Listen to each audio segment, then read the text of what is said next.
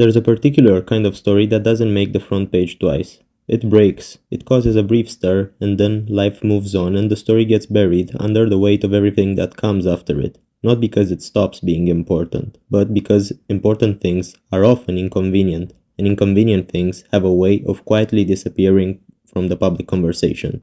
Today, we're going to dig one of those stories back up. What you're about to hear has been public knowledge for over a decade. It is sourced, documented, and largely forgotten, and I think it deserves a serious second look. Not as a conspiracy theory, not as an anti-American sentiment, but as a genuine attempt to understand what governments did in our name during one of the most consequential periods in recent history. This is the story of the CIA's European Black Site Network, and it begins, of all places, in Bucharest. On the 8th of December 2011, the Associated Press published a report that sent a quiet shockwave throughout European journalism. Inside the headquarters of Romania's National Registry of Classified Information, in a Bucharest neighborhood called Grivița, the CIA had been operating a covert detention facility for years. The prison had been given a name, Bright Light, and its existence had been kept so secret that senior government officials were reportedly unaware it was even there at all.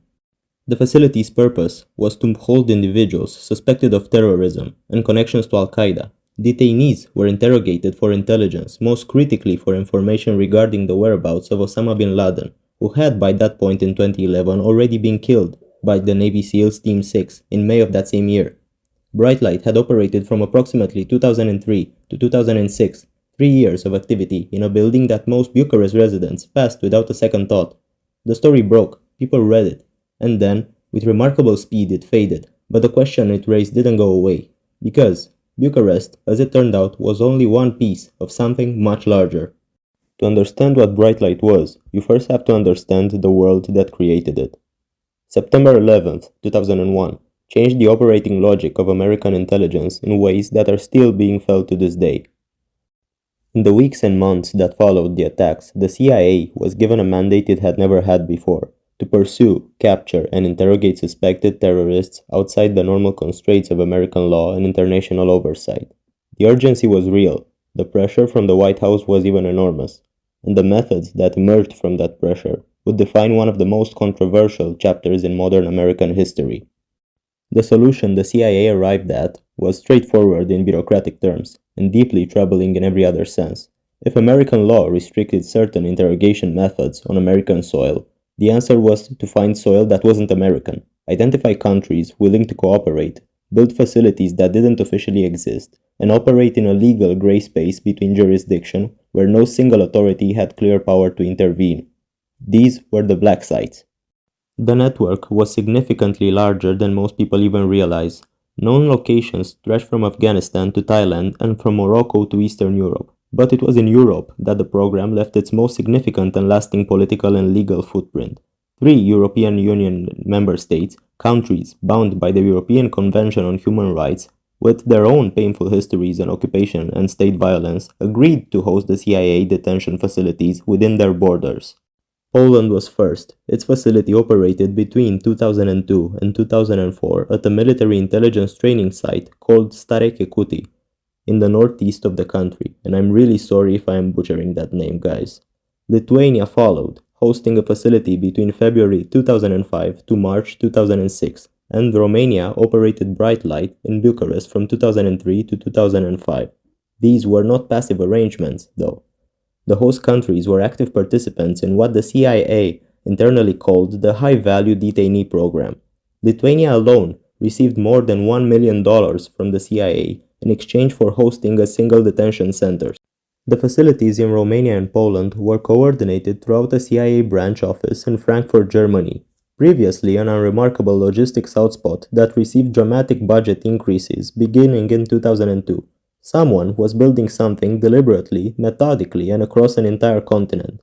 The people moved through this network were not low-level suspects. They were individuals the CIA considered among the most significant captures in the war on terror. Abdal Rahim al-Nashiri was a Saud national accused of orchestrating the bombing on the USS Cole in Yemen in 2000, an attack that killed 17 American sailors. He was held at Romania's Bright Light facility from April 2004 to November 2005 under what the European Court of Human Rights later described as an extremely harsh detention regime. Abu Zubaydah, a Palestinian national considered by US intelligence to be Al-Qaeda's chief recruiter in the 1990s, was the CIA's first so-called high-value detainee after September 11th. He passed through multiple sites, including Lithuania. Among those held in the Polish facility were Khalid Sheikh Mohammed, the man the US government has called the principal architect of the September 11th attacks, along with Walid bin Atash and Ramzi bin al-Sabid. These names matter because they are not abstractions. They are the human beings at the center of what happened in these buildings. The CIA's Black Site network was directly connected to a program called Enhanced Interrogation Techniques, which was a set of methods developed by two psychologists named James Mitchell and Bruce Jessen, and approved at the highest levels of the United States government following the September 11th attacks. The name was chosen carefully. Enhanced interrogation sounds measured, professional, and bureaucratic. What the 2014 Senate Intelligence Committee report described in over 6,000 pages of declassified findings was something else entirely. Detainees were subjected to waterboarding, the simulation of drowning by restraining a person, covering their face with a cloth, and pouring water over it. The program's architects maintained it stopped short of causing death. This was later, of course, demonstrated to be incorrect. Abu Zubaydah was waterboarded at least 83 times in the month of August 2002 alone. He was also confined in a box the size of a coffin for extended periods, hours at a time, in darkness in a facility that had no legal recourse to challenge. Other techniques included prolonged sleep deprivation, stress positions, and forms of physical abuse that the United Nations characterized unambiguously as torture. One detainee, Mustafa al-Hawsawi, suffered injuries so severe from his treatment in the CIA custody that his medical condition became a central issue in subsequent legal proceedings. Romanian and American authorities have consistently denied that such methods were used specifically at Bright Light. The denial has never been independently verified. In 2018, the European Court of Human Rights ruled that both Lithuania and Romania had been complicit in the CIA's detention program and had violated the rights of detainees held within their borders. Each country was ordered to pay only 100,000 euros in damages. Both countries contested the findings. The European Parliament passed a resolution in 2016 urging Lithuania, Romania, and Poland to conduct thorough investigations. Those investigations produced little consequence for the public record. In the United States, no one responsible for the design or implementation of the Enhanced Interrogation Program has faced any criminal charges. The architects of the program settled a civil lawsuit in 2017 on undisclosed terms. The buildings have returned to their ordinary institutional lives. The people who passed through them remain, many of them, at Guantanamo Bay, where the detention facility that was supposed to close more than 15 years ago continues to operate.